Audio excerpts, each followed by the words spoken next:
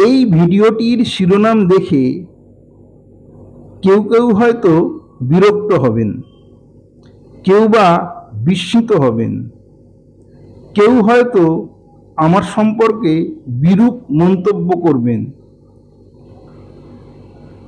আমি সবাইকে অনুরোধ করব, যা করার পরে করবেন, আগে আমার এই গল্পটা পুরোটা শুনে নিন। এটি একটি ইতিহাস নির্ভর গল্প। এই গল্পের মূল কাহিনীর রচয়িতা প্রখ্যাত সাহিত্যিক শরদিন্দু বন্দ্যোপাধ্যায় মহাশয়। এবার তাহলে শুরু করি। জনতার মাঝখানে পটহ বাজিয়ে ঘোষণা করা হচ্ছে, ভো ভো ভো, শোনো সবাই, মহারাষ্ট্র কুন্তল দেশের রাজকন্যা, পরম বিদুষী রাজকন্যা হৈমশ্রী স্বয়ংবরা হবেন। সামন্ত, শ্রেষ্ঠী, চণ্ডাল, পামর, জাতি ধর্ম নির্বিশেষে সকলে এই স্বয়ংবর সভায় যোগ দিতে পারবে। আরো ঘোষণা করা হয়েছে, রাজকুমারী 3টি প্রশ্ন করবেন। যে ব্যক্তি ওই 3টি প্রশ্নের যথার্থ উত্তর দিতে পারবেন, রাজকুমারী তার গলাতেই বরমাল্য দেবেন। এর জন্য নির্দিষ্ট হয়েছে পরবর্তী ফাল্গুনী পূর্ণিমার দিন। পথের ধারে একটি কানন বা বড় বাগান, সেই বাগানের মধ্যে একটি বিশাল দিঘি। বাগানের গা ঘেঁষে বন শুরু হয়েছে। এই রকম জায়গাতে একটি গাছের নিচের দিকের ডালে বসে আছেন বছর 20 এক যুবক। মুখে তার শিশুর সরলতা, হাতে একটি ছোট কুঠার বা কুড়ুল। একটি দড়ির এক প্রান্ত দিয়ে কুড়ুলটি বাঁধা, দড়ির অন্য প্রান্ত বাঁধা গাছের ডালের সঙ্গে। যুবক যে ডালে বসে আছে সেই ডালটার গোড়ায় ওই কুড়ুল দিয়ে কাটার জন্য অনবরত কোপ মারছে। মাঝে মাঝে হাত ফসকে কুড়ুল পড়ে গেলে ওই দড়ি দিয়ে টেনে তুলে নিচ্ছে এবং তাতেই ভারী আমোদ বোধ করছে। বলা বাহুল্য, এই যুবক আর কেউ নন, তিনি কালিদাস, পরবর্তীকালে যিনি মহাকবি কালিদাস। এমন সময় কালিদাসের হঠাৎ মনে হলো, তার কাঠ কাটার শব্দ ছাড়াও আর একটি শব্দ কানে আসছে। তিনি চোখ তুলে দেখলেন, একজন মানুষ ঘোড়ায় চড়ে আসছেন। দিঘির জলের দিকে তাকিয়ে ঘোড়াটাকে সেখানে দাঁড় করালো, তারপর ঘোড়া থেকে নেমে পড়ল। আগন্তুকের পোশাক দেখে মনে হয় তিনি কোনো রাজা বা রাজপুরুষ হবেন। মুখ এবং দেহ দুই গোলগাল এবং থলথলে, মুখটি অহংকারে ভরা। কালিদাস কখনো এমন জমকালো পোশাক পরা লোক এর আগে দেখেননি। অবাক হয়ে দেখতে দেখতে কুড়ুলটা হাত থেকে পড়ে গেল। সেই শব্দ শুনে আগন্তুক লক্ষ্য করল, এক কাঠুরিয়া গাছের ডালে বসে আছে। আর দেখল কাঠুরিয়া ততক্ষণে কুড়ুলটি দড়ি দিয়ে টেনে তুলে নিয়েছে, আর সেটা করতে পেরে গর্বিতভাবে তার দিকে তাকিয়ে অল্প অল্প হাসছে। লোকটি এবার তার ঘোড়াকে গাছের তলায় নিয়ে এলো। তারপর তাচ্ছিল্যের সঙ্গে কালিদাসকে জিজ্ঞাসা করল, তুই কে রে? সরলভাবে হেসে কালিদাস তার পরিচয় দিলেন। জানালেন যে তিনি ব্রাহ্মণ, কিন্তু লেখাপড়া জানেন না, তাই মূর্খ, কোনো কিছু কাজ তার দ্বারা হয় না। তাই তার মামা সেদিন রাগ করে বলেছেন, যা কাঠ কেটে আন। তাই তিনি কাঠ কাটছেন। আগন্তুক বুঝে নিলেন কাঠুরিয়া একেবারেই নির্বোধ। তাই তিনি প্রশ্ন করলেন, কুন্তল রাজধানী কত দূর? কালিদাস জানালেন, হেঁটে গেলে একদিনের পথ, ঘোড়াতে গেলে অল্প সময় লাগবে। এবার কালিদাস প্রশ্ন করলেন, তুমি কে? আগন্তুক জানালেন, তিনি সৌরাষ্ট্রের রাজকুমার মকরবর্মা। কালিদাস কখনো রাজা বা রাজপুত্র দেখেননি। তিনি চোখ ছানাবড়া করে যুবরাজকে দেখতে লাগলেন। তারপর প্রশ্ন করলেন, তুমি রাজপুত্তুর? তিনি বললেন, হ্যাঁ। কালিদাস বললেন, তুমি যদি রাজপুত্তুরই হবে তবে তোমার মন্ত্রীপুত্তুর, কোটালপুত্তুর, সৈন্য সামন্ত এরা সব কোথায়? যুবরাজ বললেন, তারা সব পাকা রাস্তা ধরে যাচ্ছে। দেরি হয়ে যাচ্ছিল বলে তিনি জঙ্গলের পথ ধরেছেন।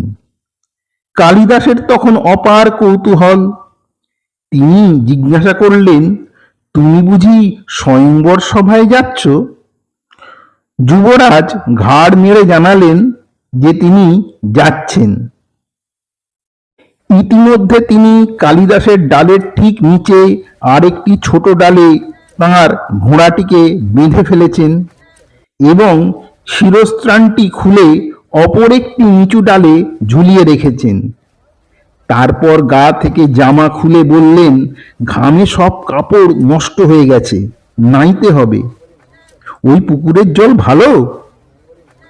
কালিদাস বললেন, হ্যাঁ, খুব ভালো।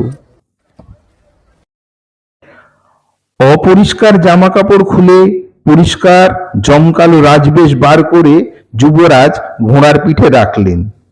তারপর কালিদাসকে বললেন, আমি স্বয়ংবর সভায় যাচ্ছি, তাই রাজবেশ পরেই যাব। আজকাল মেয়েরা পোশাক কেমন সেটা আগে দেখে। আমার প্রথম রানীর সময় এত ঝামেলা ছিল না। কালিদাস প্রশ্ন করলেন, তোমার কি অনেক রানী? যুবরাজ বললেন, না, বেশি নয়, মাত্র 7 জন। এরপর তিনি তার সোনালী জুতো জোড়া শিরস্ত্রাণের পাশে টাঙিয়ে স্নানে চললেন। যাবার আগে বলে গেলেন, দেখিস কেউ নিয়ে না পালায়। কালিদাস ঘাড় কাত করে সম্মতি জানালো। গাছের ওপর বসে কালিদাস মুগ্ধ হয়ে ওই বিচিত্র জামা কাপড়, জুতো, শিরস্ত্রাণ সব দেখছিল। কালিদাস যখন দেখলেন যুবরাজ দূরে চলে গেছেন, তখন গাছ থেকে নেমে এলেন। প্রথমে তিনি শিরস্ত্রাণটি পরলেন।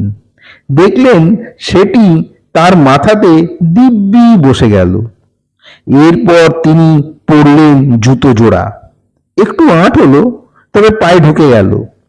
এরপর পরলেন রাজবেশ। জামাগুলো একটু ঢিলে হলো, কিন্তু বেমানান হলো না। এবার তার চকচকে কুড়ুলের দিকে নিজের নজর গেল। সেখানে তার মুখটি প্রতিফলিত হচ্ছিল। তা দেখে তিনি এতই মুগ্ধ হলেন যে শরীরের বাকি পোশাক ও জুতো জোড়া বারবার দেখে তার আশ মিটল না। নিজেকে এই পোশাকে দেখে তিনি একই সঙ্গে গর্ব এবং আমোদ অনুভব করলেন।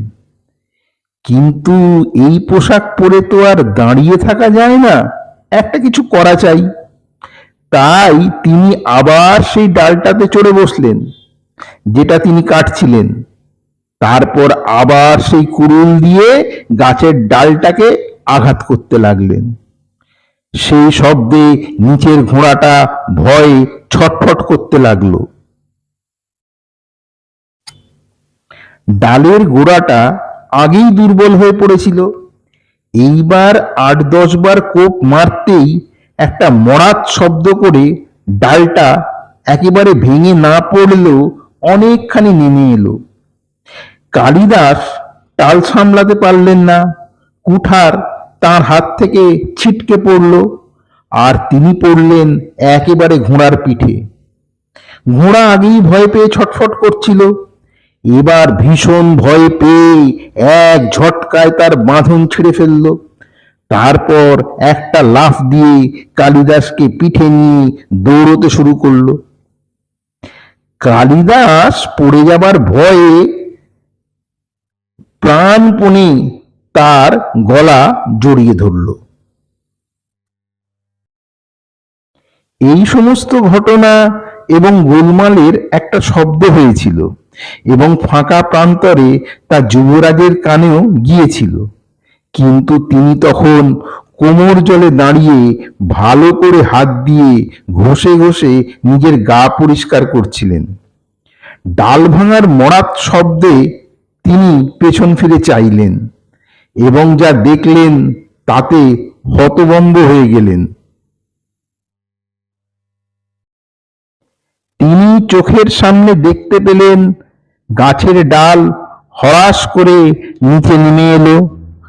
কালিদাস নিজের উপর নিয়ন্ত্রণ হারিয়ে ফেললেন এবং তার হাত থেকে কুঠার ছিটকে গেল, আর তিনি নিজে পড়ে গেলেন ঘোড়ার পিঠের ওপর।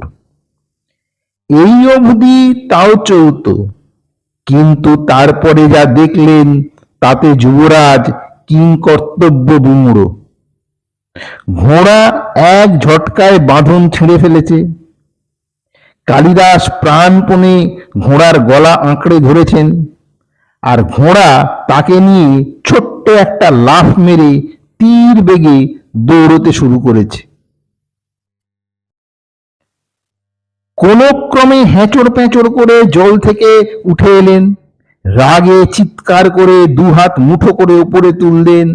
এরপর তিনি পিছু ধাওয়া করার চেষ্টা করলেন, কিন্তু কাদামাটির ওপর তার ভিজে কাপড় থেকে জল পড়ে এতটাই পিছল হয়েছিল যে দৌড়ানোর চেষ্টা করা মাত্রই তিনি ধপাস করে পপাত ধরণীতলে।